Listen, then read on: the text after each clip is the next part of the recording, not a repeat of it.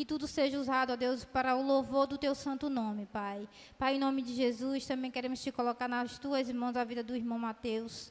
Que o Senhor possa usar ele, Senhor, que ele venha falar da tua palavra, Senhor, que ele venha te glorificar neste momento, Senhor, que ele venha te exaltar, que ele venha, ó Deus, falar aquilo que o Senhor colocou no coração dele, Pai. Fala a tua igreja nesta noite, Senhor, recebe toda a adoração deste lugar. É assim que nós te oramos e te agradecemos por tudo em nome de Jesus. Amém. Amém, glória a Deus. Pode se sentar, meus irmãos. Nós estamos em uma sequência de mensagens no livro de Atos dos Apóstolos. Essa sequência de mensagens foi bem proposital, porque teríamos o nosso aniversário da igreja. O aniversário da igreja, o tema é em Atos, e nós permaneceremos em Atos, entendendo o que aconteceu na igreja de Jesus dos primeiros séculos. Antes de mais nada, uma breve explicação. O Ethan nasceu, nosso filhinho. O Tamir estava no aniversário da igreja já com a barriga, só Jesus na causa, não tinha mais para onde ir. E a gente ligou para uma amiga nossa, e a amiga nossa fez: vá na praia que quando vocês voltarem da praia, ele vem. E aí a gente fez: você sabe que eu sou crente, eu não gosto dessas coisas não, mas ela é médica. Aí ela falou: tá bom, a gente vai. A gente foi pela manhã. Ela entrou só foi isso, entrou na água, saiu da água, chegou em casa e ela começou a ter contração. Ela fez: acho que é científico, porque tá vindo. E a gente foi para o hospital, deu tudo certo, graças ao bom Deus. Nasceu muito rápido, então ela começou a sentir as contrações, recebeu o medicamento, deu 3 gritos e apareceu a cabecinha, saí gritando: socorro, socorro, socorro. Aí o pessoal veio ao nosso socorro e foi bênção, já nasceu, está lá todo bonitão. E eu tirei a barba porque ele teve alergia. Então não mudou a pessoa, só foi a barba, foi retirada. Algumas pessoas olharam para mim e fez: meu Deus, heresia, tem alguma coisa estranha. Mas foi por esse motivo. E toda hora eu vou ficar me coçando agora, porque ela fica crescendo e eu já não estava mais acostumado. Mas vamos para o que mais importa, vamos para a palavra do Senhor. Nós estamos então, irmãos, em Atos capítulo 1, versículo 12. Nós começamos a entender ali no culto passado o que era a igreja primitiva, o porquê que ela é tão importante para nós, no culto retrasado, no caso. No culto passado nós tivemos a visita do pastor da PIBAF e agora nós estamos em Atos capítulo 12. Como já dito no início do culto, nós vamos falar sobre liderança. É um assunto extremamente delicado, porque infelizmente, irmãos, com o tempo de igreja, as lideranças, elas vão se acostumando com tratar. Por muitas vezes, tratar com seres humanos é muito difícil. E como é que você faz para melhorar esse tratamento? Você se coloca como um superior. Infelizmente, muitas vezes, o tratamento errado da liderança é com a intenção de agilizar o processo. Então, em vez de tratar outra pessoa como um igual, eu vou me tratar como um superior. Eu vou dizer: olha, eu sou acima de você, portanto me obedeça. É muito mais fácil obediência do que um processo de explicação do porquê que deve fazer. Então, infelizmente, nós acabamos com o tempo sendo muito machucados com lideranças por esse motivo, mas não é algo novo. Desde Atos já acontecia isso. Mas nós vamos hoje entender um pouco mais o que fazer caso você já foi machucado e o que fazer a partir de agora, que você sabe o que é uma liderança bíblica, como deve ser uma liderança bíblica. Como é que eu devo agir diante disso? E como identificar então uma liderança bíblica, uma liderança errada, uma liderança que não provém do Senhor? Olha o que é que vai dizer Atos capítulo 1, versículo 12. Nós vamos ler muito, então deixe já a sua Bíblia aberta. Nós vamos até o finalzinho do capítulo. Então, eles voltaram a Jerusalém desde o monte chamado das Oliveiras, cuja distância da cidade é uma caminhada de sábado. Quando chegaram, subiram ao aposento onde estavam hospedados. Achavam-se presentes Pedro, João, Tiago, André, Filipe, Tomé, Bartolomeu, Mateus, Tiago, filho de Alfeu, Simão, o Zelote, Judas, filho de Tiago. Todos eles se dedicavam unanemente à oração com as mulheres. Entre elas estava Maria, mãe de Jesus, e com os irmãos dele. Naqueles dias, Pedro se levantou entre os irmãos, um grupo de cerca de 120 pessoas, e disse: Irmãos, era necessário que se cumprisse a Escritura que o Espírito Santo predisse pela boca de Davi a respeito de Judas, que serviu de guia aos que prenderam Jesus. Ele foi condenado como um dos nossos. Ele foi contado como um dos nossos e teve participação nesse ministério. Ora, como pagamento que recebeu pelo seu pecado, Judas comprou um campo. Ali caiu a cabeça e seu corpo partiu-se ao meio, e as suas vísceras se derramaram. Todos em Jerusalém ficaram sabendo disso, de modo que na língua deles, esse campo passou a ser chamado Aceldama. Isso é campo de sangue.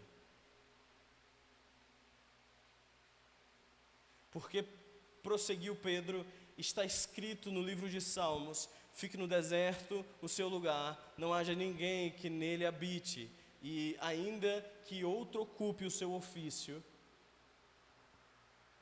Portanto, é necessário que escolhamos um dos homens que estiveram conosco durante todo o tempo em que o Senhor Jesus viveu entre nós. Desde o batismo de João até o dia em que Jesus foi levado dentre nós às alturas, é preciso que um deles seja conosco testemunha da sua ressurreição. Então, indicaram 2 nomes, José, chamado Barsabás, também conhecido como Justo, e Matias. Depois oraram: Senhor, Tu conheces o coração de todos, mostra-nos qual desses 2 escolhestes para assumir esse ministério apostólico que Judas abandonou, indo para um lugar que lhe era devido. Último versículo. Então lançaram sorte, e a sorte caiu sobre Matias. Assim ele foi acrescentado aos 11 apóstolos. Amém? Lemos bem. Vamos orar?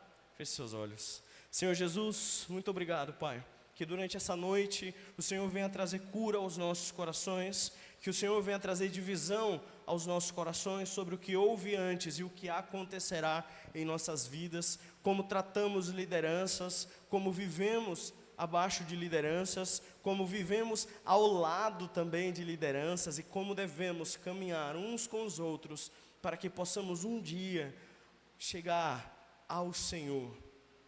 Que o Senhor seja o cabeça e permaneça sendo o cabeça, não só da nossa igreja, mas deste momento. Que o Senhor fale ao teu povo, e assim que oramos e agradecemos, no santo nome de Jesus. Amém. Os irmãos, a primeira coisa que precisamos entender era o momento. Jesus tinha ascendido aos céus, e o que estava acontecendo? Judas tinha morrido. Judas tinha se matado, ainda melhor. Judas tinha se matado. Ele foi para um campo, ficou desesperado com tudo que tinha acontecido, colocou a corda e se enforcou. Existia ali um espaço. O Senhor tinha chamado os 12, mas faltava um. E então os discípulos entendem que é necessário que o Senhor escolha mais um. Que o Senhor escolha aquele que caminhou com eles em todos os momentos, desde o chamado de Cristo até o fim, até a ascensão aos céus, para que ele seja chamado como apóstolo, que seja também enviado do Senhor. Muito interessante, irmãos, porque a primeira coisa que precisamos entender desse texto é que o Senhor, Ele chama os seus líderes. O Senhor, Ele chama as suas lideranças. Só essa afirmação, para muitos, já é muito pesada. Porque nós vemos hoje em dia lideranças que vão machucar liderados. Lideranças que vão olhar e vão assumir uma posição de eu sou autoridade sobre a sua vida, portanto você tem que fazer isso e tem que fazer aquilo. Como, Mateus, você pode dizer para mim que Jesus chama lideranças, se aquela liderança, aquele pastor, aquele diácono, que já passou pela minha vida, me machucou de tantas formas que eu não posso nem contar? Como que Jesus chama suas lideranças, se aquela pessoa que passou pela minha vida, falou coisas horríveis sobre mim, ou falou coisas horríveis sobre a minha família? Como que eu posso acreditar que Jesus chama suas lideranças, se aquela pessoa que já passou pela minha vida, diz que eu ia ser um qualquer, uma qualquer, ou disse que eu não era bom o suficiente, ou disse que eu não poderia usar brinco, ou não poderia usar cabelo longo, ou não poderia cortar o cabelo, eu teria que usar vestido longo para ir para a igreja, para ir para a escola, porque aquela liderança que já me liderou anos e anos atrás, disse que olha, se você colocar uma tatuagem, você está rabiscando o corpo de Cristo, você vai para o inferno. Mas eu sei que Jesus nunca disse isso, Mateus. Como que eu posso olhar e falar, Jesus chamou a liderança dele? Se tem tanta gente pregando um evangelho que não é de Jesus, que Jesus não focou, que Jesus não colocou como uma coisa importante, e dizendo, sem isso você vai para o inferno, sem fazer dessa forma você vai para o inferno. Irmãos, a primeira coisa, logo nos primeiros versículos que lemos, logo no versículo 12, precisamos entender que a liderança de Jesus, ela nasce no meio de oração. Se a Igreja Batista Nova Vida no Rubalo, se eu saio amanhã da igreja, qual a primeira atitude da igreja? Não da liderança, vamos parar de colocar conselho como a liderança suprema, não, nada disso. De toda a igreja, você que está aqui sentado, qual é a sua primeira atitude? No momento que um pastor olha e fala, olha, estou saindo, tenho que fazer outras coisas, e isso acontece, tá? Somos batistas, não sou dono da igreja. Newton não é dono da igreja, nós temos financeiro à parte, que nós não controlamos. Nós temos ministério diaconal, que não existe um controle pastoral de, olha, vocês têm que fazer isso. Não existe isso. Caso a igreja queira fazer a retirada do seminarista, do pastor, em uma assembleia e a concordância de todos os membros, ele vai fazer outra coisa. Acontece, e é comum. É comum. Então, como que a igreja deve se portar a partir do momento que uma liderança saiu, ou precisou sair, eu estava falando besteira demais? Como? A liderança é levantada através de oração. Através de oração. Portanto, olha, o que Pedro estava expressando aqui nós não temos o que fazer, precisamos aguardar no Senhor, então vamos fazer o quê? Orar. Logo nos primeiros, irmãos, versículo 12, olha o que é que vai acontecer. Então voltaram do Monte das Oliveiras para Jerusalém, a cerca de 1 quilômetro de distância. Quando chegaram, subiram a sala no andar superior da casa, onde estavam hospedados. Estava ali Pedro, João, vai fazer a lista de todo mundo que estava. Todos eles se reuniram em oração, com um só propósito, acompanhados de algumas mulheres também, Maria, a mãe de Jesus, e os irmãos dele, porque esse tempo, quando cerca de 120 discípulos estavam reunidos em um só lugar, estava todo mundo reunido em um só propósito: vamos orar. Deve nos incomodar algo, irmãos. Começamos a ler sobre Atos, e algo que deve incomodar você agora, que estamos no capítulo 1, até o último capítulo, deve ser o porquê que os discípulos, e o porquê que Jesus tinha tanto costume de tudo, vamos orar, e o porquê que perdemos tanto isso. É a primeira coisa. Deixa eu dizer uma novidade para você. Se por acaso você começa a desviar, você vai desviar. Você está começando a dar sinais. O primeiro sinal, você para de orar. A Bíblia já foi. A Bíblia está pegando poeira já. Cheia de poeira. Mas você para de orar. Aí você passa um dia inteiro sem orar. 2 dias inteiros sem orar. Quando você vai ver, é um mês inteiro. Você não sabe o que é oração mais. Ou você costuma com uma oração, que é aquela oração maravilhosa antes de dormir: Senhor Jesus, obrigado pelo dia. Perdoa os nossos pecados, esteja conosco. Boa noite. Até amanhã. Que não teve contato algum. Naquele momento, eu sei que muitas pessoas já vieram de uma situação católica, romana especificamente. Naquele momento, você voltou. Porque você fez uma reza qualquer. Senhor Jesus, obrigado por tudo, viu? Boa noite. Perdoa pelos meus pecados aí. Você não se comunicou com um Deus que não é frio, não é distante de você, mas que está te ouvindo, que quer comunicar com você.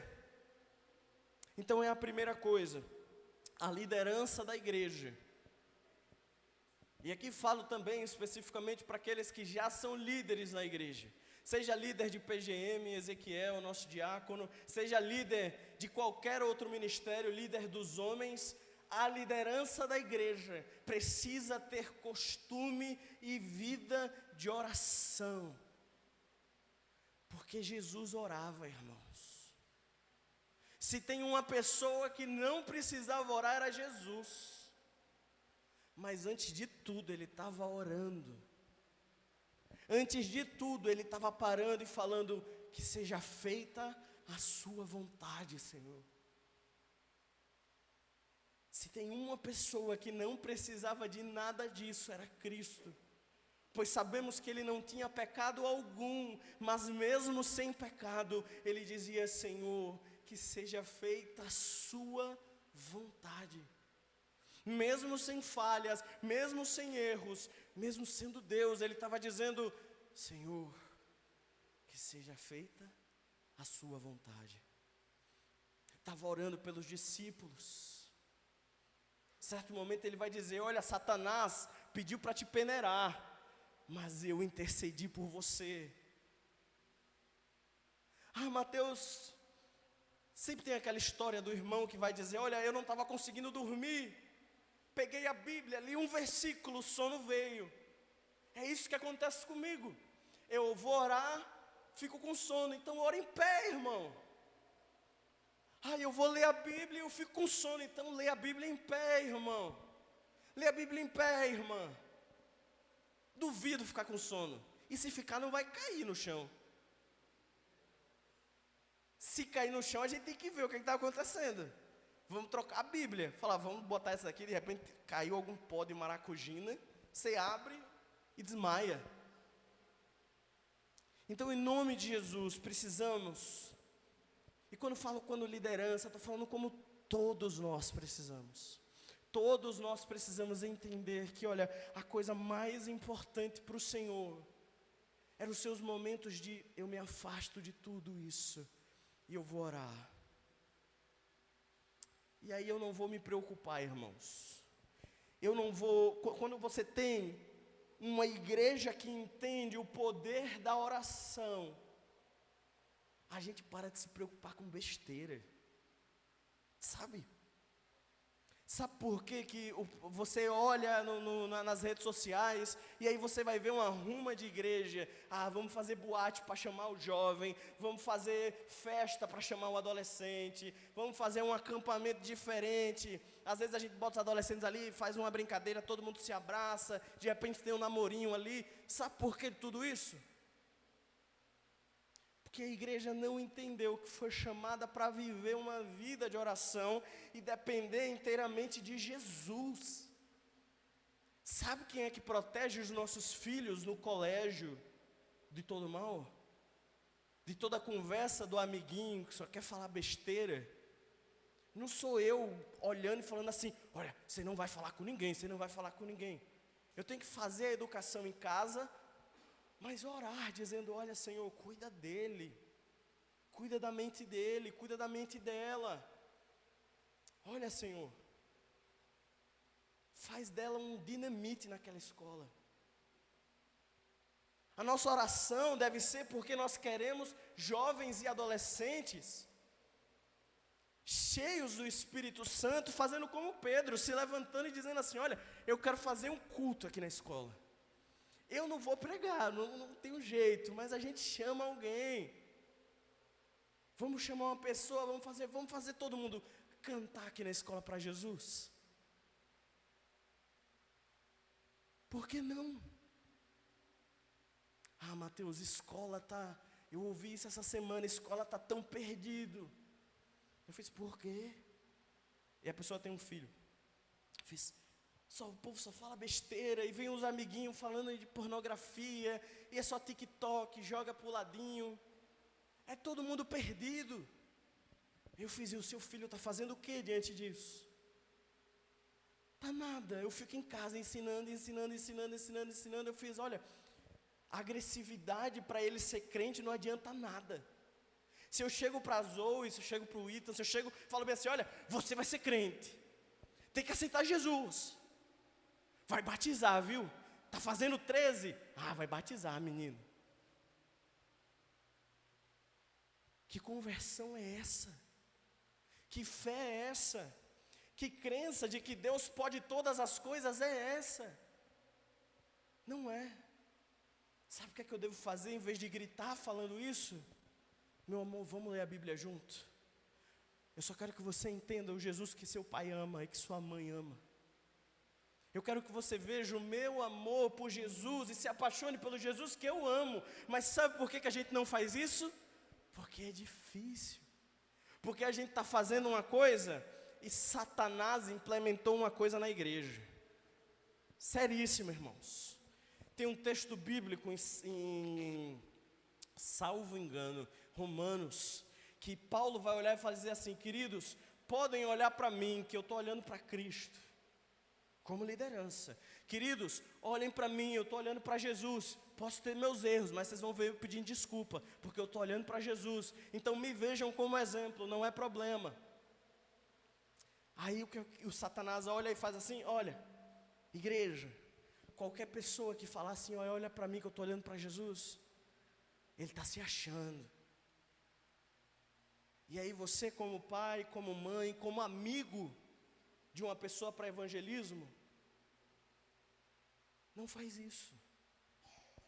Mas Jesus te chamou para ser uma imagem dele, para ser uma cópia dele, para você olhar e falar assim, olha para mim aqui, eu estou amando a Jesus, olha para mim aqui, eu estou na minha escola, eu estou na minha faculdade, eu estou não importa onde seja, e eu estou lendo a minha Bíblia, mas eu não consigo ficar 5 minutos falando com uma pessoa que eu estou começando a falar sobre Jesus, porque Ele é o amor da minha vida. E quem que aqui se lembra quando você estava apaixonado?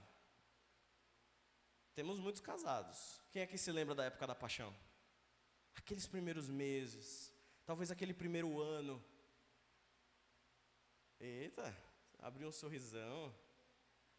A época da paixão, alguns cientistas vão dizer que a gente está meio comparado a um chimpanzé, porque a gente fica fazendo umas coisas meio doidas. Meu amor, eu fiz uma serenata para Tamires.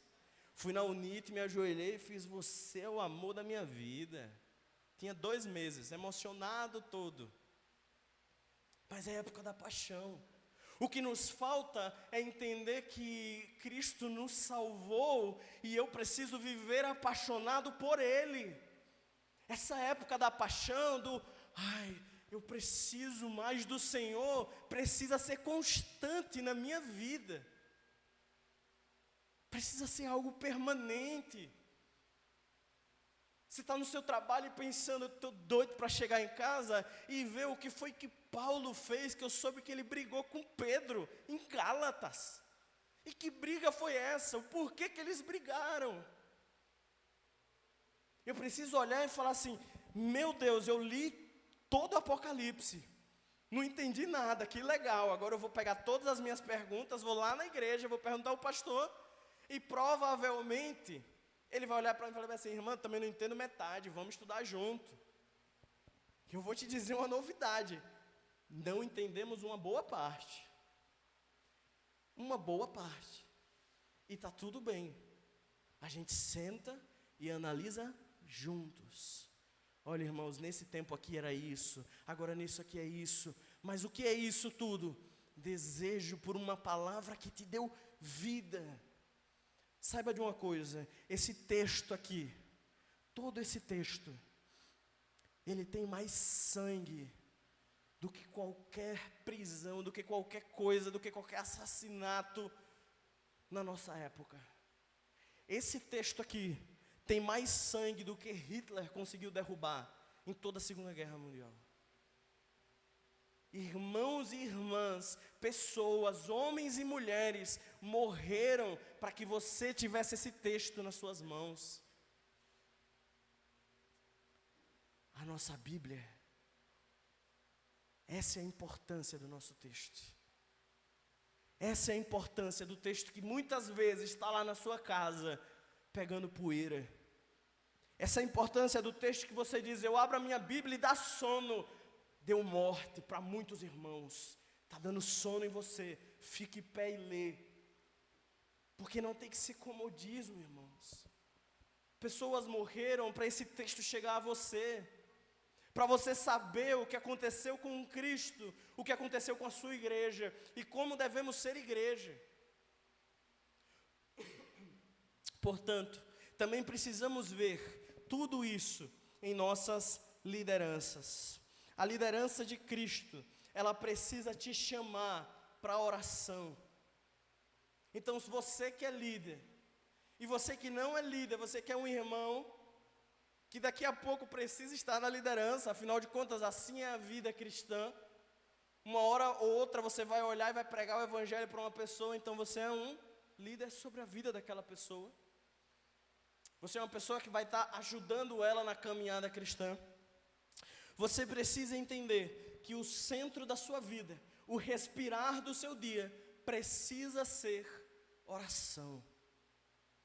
Precisa ser oração. Sem a oração, não vamos caminhar. A segunda coisa que nós precisamos entender, está lá no versículo 15 até o 20. Atos 1:15. Naqueles dias, Pedro levantou-se dentre os irmãos, um grupo a cerca de 120, e disse, pode passar, irmãos, era necessário que cumprisse a escritura, que o Espírito Santo predisse pela boca de Davi a respeito de Judas. E ele vai falar então da morte de Judas, como já lemos. A primeira coisa é que a liderança, ela vai enfrentar feridas intensas. Feridas profundas. Extremamente profundas. Imagine como esses 11 estavam pensando, o que é que passava na cabeça deles? Nós caminhamos por anos com um cara que cuidou do nosso financeiro e que na primeira oportunidade foi lá e fez de tudo para que, nossa, Jesus morreu por causa de um cara que caminhou conosco. Existe um sentimento mais machucante que esse, existe um machucado mais profundo que esse. O Messias morreu. Eles já tinham visto ele ressuscitar e subir aos céus, mas o Messias morreu por um cara que caminhou com a gente. Entendam, irmãos, tudo se tem dois lados. As lideranças passam por machucados profundos. As lideranças também são machucadas profundamente. As lideranças, por muitas vezes, vêm de uma liderança que machuca. Aquele pastor que olhou para você certa vez e disse: olha, é proibido que mulheres usem brinco e é obrigado que todas venham para a igreja de vestido. Ele ouviu isso de alguém, porque aqui ele não leu. Mas ele ouviu isso, aquilo marcou o coração dele, e ele replicou depois. É por isso que é tão importante vivermos igreja. É por isso que é tão importante nos lançarmos nessa palavra. Porque é ela que liberta falsas religiosidades. De olhar para os irmãos e falar assim: olha, é obrigado que todo diácono e toda diaconisa. Aí são machucados meus internos. Na época, 15 anos atrás mais ou menos, todos os cultos, era obrigado que todo diácono e diaconisa pegasse o papelzinho do dízimo e da oferta e viesse à frente e depositasse no gasofilaço. Aí eu fiz: mas calma. Eu fui para ser chamado como diácono, os irmãos sabem, eu fui pastor na assembleia, então eu precisava subir os degrauzinhos e começa com diácono. E aí, a gente não acredita nisso, tá? A gente não é assim, são ministérios à parte. E aí, eu fiz: não, calma, mas eu sou jovem, eu trabalho, eu ganho R$500, mas eu vou ter que botar dízimo todo culto. Ele fez: não, é só o papel. Uma outra liderança que colocou isso na minha vida. E qual o meu papel agora diante disso? Entender: olha, ele estava na cabeça dele, criando uma religiosidade para ele. Está errado, eu espero que ele não machuque ninguém. Mas, o que o Senhor diz? Que antes do diácono precisar ser exemplo em trazer dízimo e oferta, é muito mais importante que a vida deles seja um exemplo. É muito mais importante que a família deles seja um exemplo. Não perfeita, de forma alguma. Não espere que nenhuma família dessa igreja, ou de qualquer outra igreja, em todo o mundo seja perfeita. Não coloque expectativas nisso. Não coloque. A família diaconal não é perfeita, a família pastoral não é perfeita. Não coloque suas expectativas em outras famílias, coloque as suas expectativas no Senhor. Mas sim, olhe para outras famílias e diga assim: eu desejo uma família bíblica. Isso você pode dizer. Você pode olhar para a família pastoral e falar assim: eu desejo uma família bíblica, assim, mas não perfeita. Eu desejo uma família bíblica como a diaconal, mas não perfeita. Não perfeita. Porque família vai ter dor de cabeça. Porque família vai ter problemas. E se nós colocarmos como um padrão, nossa família precisa ser perfeita. Olha, minha família precisa ser perfeita. Sabe o que é que vai acontecer? Se por acaso algum filho olhar para o pai, olhar para a mãe e falar bem assim: olha, eu tenho impulsos homoafetivos. O pai e a mãe vai olhar e vai dizer assim: a minha família é perfeita. E chuta a bunda do filho e fala: suma da minha frente. Não é isso que Cristo ensina. Cristo nunca ensinou isso. Nós colocamos os pontos e dizemos: olha, nós somos cristãos, somos protestantes, cremos o que é pecado, o que não é pecado, porém, chutar filho está errado. Colocar filho para fora porque tem inclinações, seja qual for: meu filho usa algumas coisas que eu não concordo, causa dificuldades na sua casa? Causa. É maior de idade? Conversa e vá procurar um negocinho. Mas aqui a gente está falando de um extremo. Mas porque um filho olhou para você e falou: mãe, eu sou diferente nisso, eu sou diferente naquilo, chutar? Jesus nos chamou a amar. Jesus nos chamou a transbordar ainda mais amor e a dizer: olha, eu não concordo, mas continuo te amando. Vamos continuar orando junto? Vamos continuar crescendo junto? Porque eu não preciso colocar um obstáculo onde Jesus não colocou. Eu não preciso colocar um muro onde Jesus não colocou. Então, segunda coisa, queridos, a liderança, ela enfrenta feridas profundas. Profundas. E precisamos lidar e amar a liderança mesmo com as suas feridas. Terceira coisa, a liderança é chamada para testemunhar. Vocês entenderam que tudo que eu estou falando para a liderança não cabe para a liderança somente? É a mesma coisa para todos nós. Fomos chamados para... Fomos chamados para testemunhar. Sabe qual é a diferença? Ninguém aqui é defensor do Evangelho. Ninguém. Então, se uma pessoa vem acusando o Evangelho, todo crente é maluco. Se você puder pregar o Evangelho, amém. Mas você não tem que brigar com ninguém por causa disso, porque você não é defensor de Evangelho nenhum. Jesus te chamou como testemunha, sejam as minhas testemunhas. Olha, eu sei que você teve dificuldades, eu sei que você teve problemas com outros crentes, mas eu só amo Jesus. Quer ver lá minha comunidade? Você não vai ver ninguém batendo em ninguém, você não vai ver ninguém, a gente só está vivendo Jesus.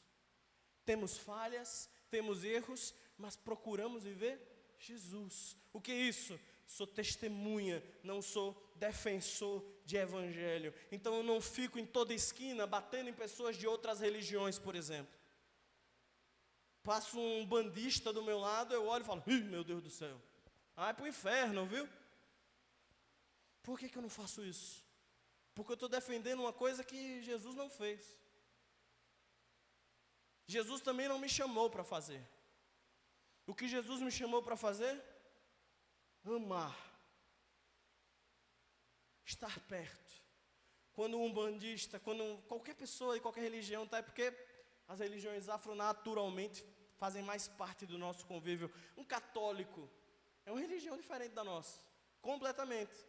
Não é a mesma religião que a nossa, não é o mesmo Deus que o nosso, tá? É diferente. Como é que a gente age diante disso? Amando. E quando ele vier conversar conosco, o que é que a gente faz? Fala de Jesus. Puro e simples. Sem precisar julgar. Sem precisar falar exageros. Sem precisar rechear muito. Olha, nós queremos que Jesus te ama. E que a coisa mais importante que Ele poderia te dar foi a salvação. Ele nos deixou uma Bíblia e nós temos ela como única regra de fé e prática. Ele nos chamou então para sermos testemunhas. Irmãos, essas características são as características que os irmãos, que nós precisamos olhar para as lideranças. Mateus, eu estou aqui no Rubalo, mas daqui a alguns anos eu vou morar em um outro lugar e eu vou estar em uma outra igreja, eu vou estar procurando uma igreja. Qual igreja e qual liderança eu devo procurar? A primeira coisa, você não deve ir para um lugar porque o nome da igreja é X ou o nome da igreja é Y. Porque nome de igreja não diz muita coisa. Tem muita igreja batista com o nome Batista que tem gente girando e não é comum dos batistas. Tem muita igreja batista que prega falsos evangelhos e não é comum dos batistas. Tem muita igreja Assembleia de Deus que parece o nosso culto. O que é que você deve olhar? O que é que o líder está falando? O que é que o pastor está dizendo? O que é que sai da boca dele? Diante do que sai da boca dele, eu entendo o que é que a igreja crê e o que a igreja não crê. Então, o que sai da boca dele, sai de um tempo de oração. Ele sempre fala que nós precisamos ter tempo de oração. Depois, o que sai da boca dele, também mostra que ele é humano e não um semideus. Então ele não vai dizendo assim: olha, queridos, eu também passo dificuldades, mas eu venço as minhas dificuldades, portanto vocês também podem. É um semideus. O que sai da boca dele diz que ele é humano e não um semideus. E terceira coisa, ele fala de Jesus. O culto dele, ou a pregação ali, é toda focada em demônio, toda focada em dízimos e ofertas, é toda focada em outras coisas, e nunca fala no nome de Jesus. Se fala no nome de Jesus, glória a Deus. Talvez você encontrou um lugar bom. Essa avaliação não precisa ser só para o futuro, pode ser para o agora. Avalie-me, avalie as lideranças, avalie você mesmo. Oração, como você vê as suas feridas, e se você sabe falar de Jesus. Se Jesus é importante para você. Você está avaliando a sua caminhada cristã. Então, por fim, irmãos, a liderança, ela sim, voltando para aquilo que falamos no início, é escolhida por Deus. Mateus, eu fui muito machucado, como eu já disse. O que é que eu faço? A liderança foi escolhida por Deus. Judas foi escolhido por Jesus. Muitos que se dizem líder, pode ser só porque quer um status, só quer um nome pastor, sei lá, acha bonito, só quer um nome missionário, às vezes é porque acha bonito também, diácono, é porque acha bonito, mas as lideranças são escolhidas pelo Senhor, e aqueles que pregam a mentira, a falsa, você já consegue identificar, porque falamos aqui o que é a verdade, então o contrário disso já é falso. Todos eles pagarão no Senhor.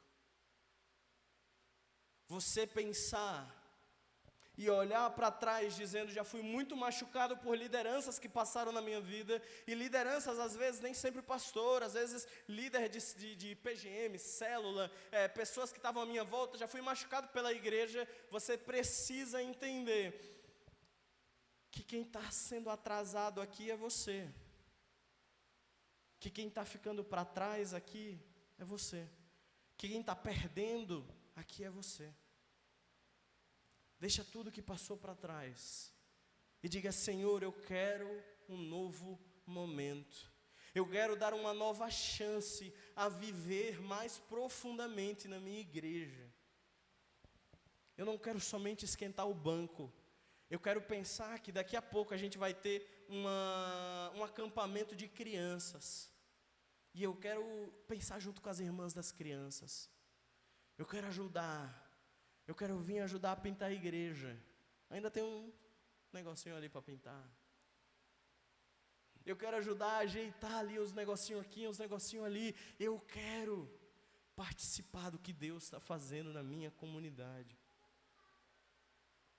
Então, irmãos, o que temos de mais importante é entender. Olha o que está dizendo 2 Timóteo. Adson, 2 Timóteo capítulo 2, versículo 2.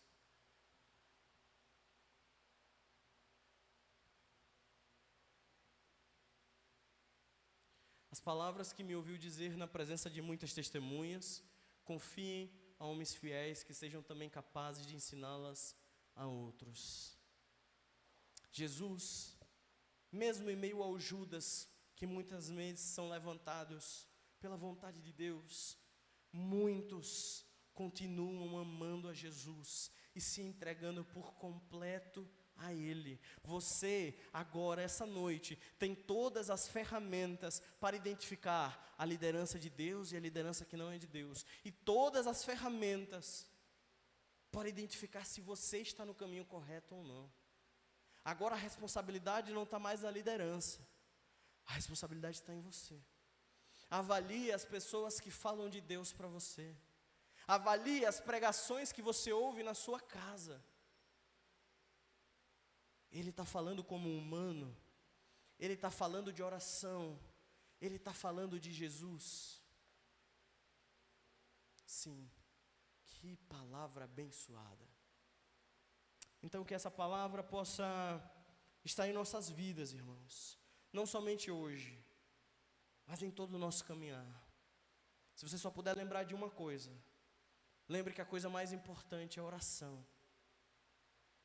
Lembre que a segunda coisa mais importante é que as feridas precisam ser reveladas. Então as lideranças, os pastores e você precisam mostrar as suas feridas uns aos outros, as dificuldades uns aos outros. E a terceira, que na verdade é a primeira, é que tudo deve ir para Jesus. Tudo. A pregação é para Jesus. As cadeiras bonitinhas que estão aqui, se não fosse por causa dele, nem adianta. A pintura da igreja é por Jesus. A cruz brilhando atrás de mim é só porque ele morreu numa cruz e nos deu glória. É para te lembrar que ele é o mais importante, não só no nosso culto, mas na nossa igreja e na nossa vida. Ele é o mais importante. Então agora eu gostaria de orar. Vamos ficar de pé?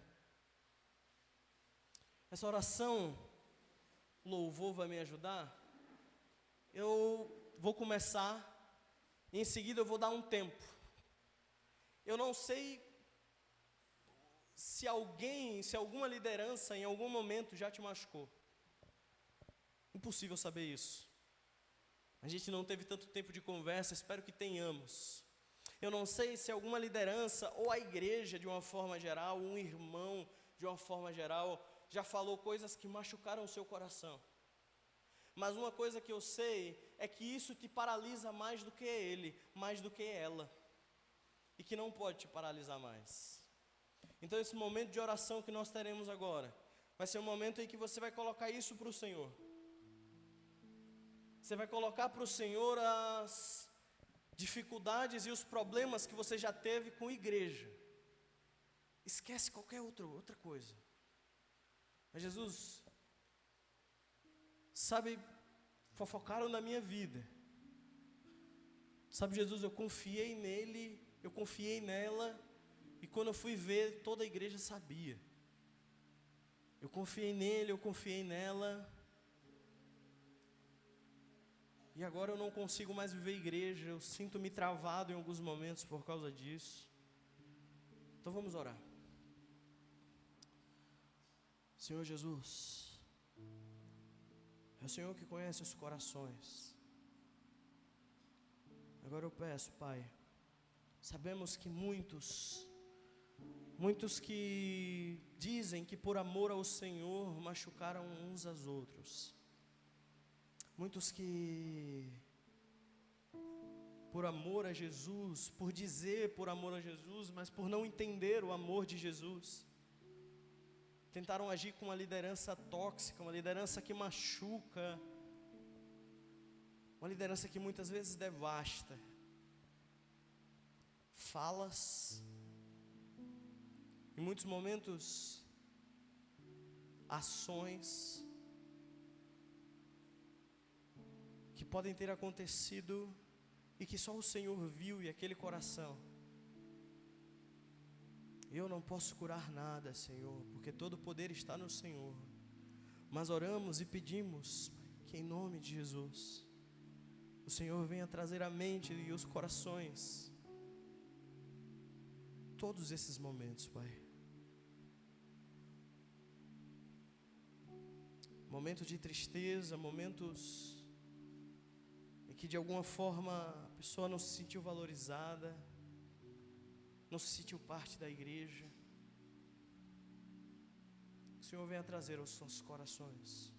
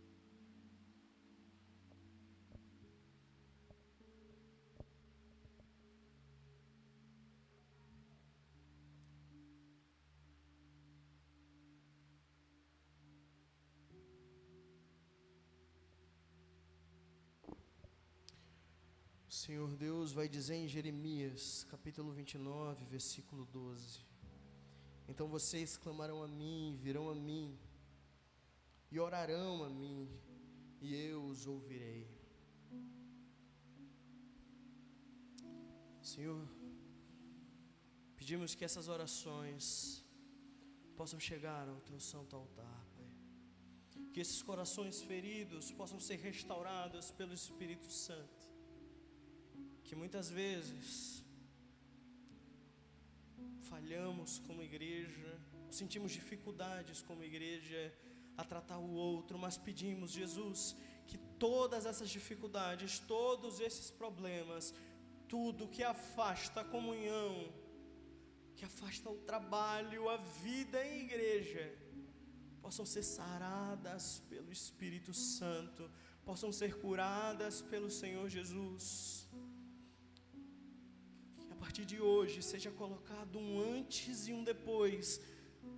Tudo que já passou, já se foi, mas o Senhor tem coisas novas a fazer por meio da tua igreja, e cada um aqui sentado, cada um aqui nesse templo é parte integral do que Cristo quer fazer no Rubala.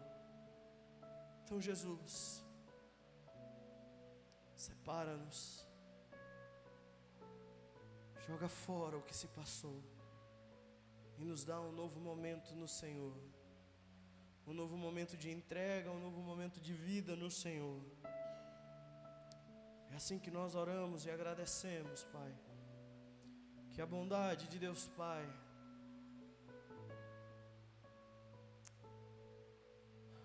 que a graça derramada na cruz do Filho, e que as doces e belas consolações do Espírito Santo permaneçam não somente conosco, mas com toda a igreja reunida e transformada pelo sangue de Jesus. É assim que como igreja oramos e agradecemos, em nome de Jesus, amém. Meus queridos, vamos ter um louvor e em seguida já podemos ir aqui para trás, vamos ter um momento de jantar. Vamos jantar todo mundo junto.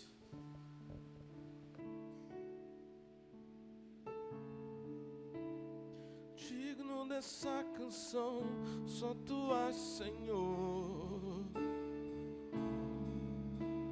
Digno do meu louvor, só Tu és, Senhor. Digno da minha vida, só Tu és, Senhor. Oh, eu sou Teu.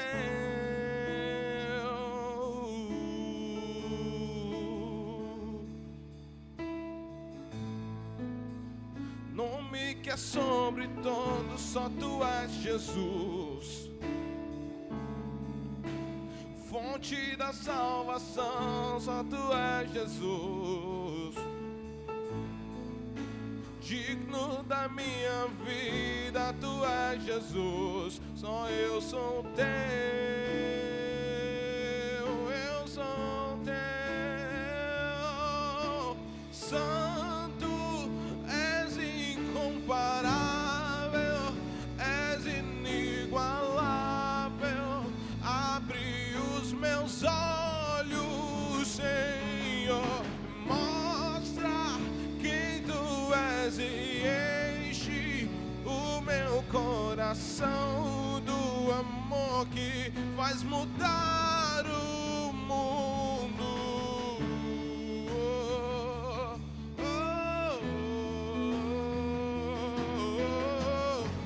oh, oh.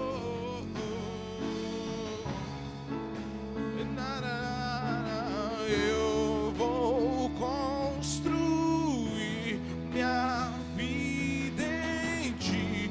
Tu és meu fundamento.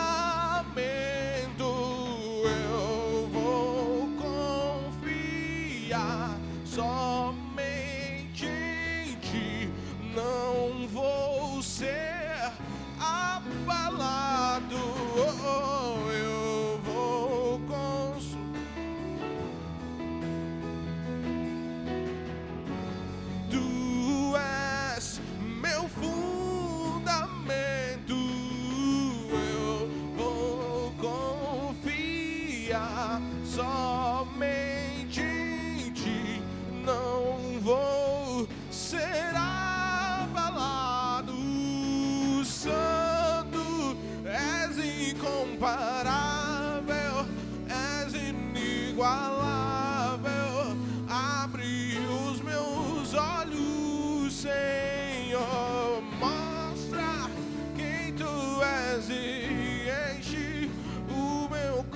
revelação do amor que faz mudar